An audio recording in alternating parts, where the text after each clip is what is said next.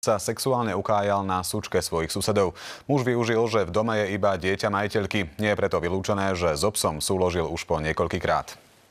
Rychnavský dôchodca si ako obeť svojho zvrlého činu vybral túto ročnú sučku, volá sa Lady. Muž využil neuzamknutú bránu do dvora rodinného domu. Značne pod parou sa začal najprv so psami iba hrať. Dcerka ho aj dvakrát poslala preč, ale na tretí raz už prišiel ako už na silu. A no, tam v chodbičke, ako som mal povedať, akože vzal toho psa, no a normálne s ním akože sexoval. Svedkom tohto ukájania bolo iba 11-ročné dievča. To bolo samé doma, dôchodca sa vraj tiež snažil dobiť do domu. Dvere však boli zamknuté. Máme teraz chodiť ku psychologičke, no tak uvidíme. No videla ako priamo v akcii. Podľa našich informácií mal byť dôchodca tak opitý, že si údajne na styk so psom nepamätal.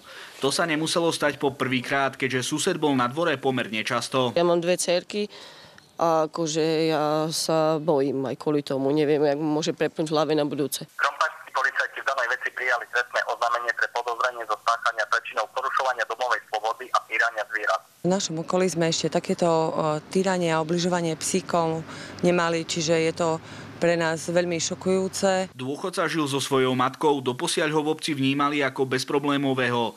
Ak mu policajti dokážu vinu, hrozí mu väzenie minimálne na 2 roky. Pre televíziu Joj Matúš Gavlák.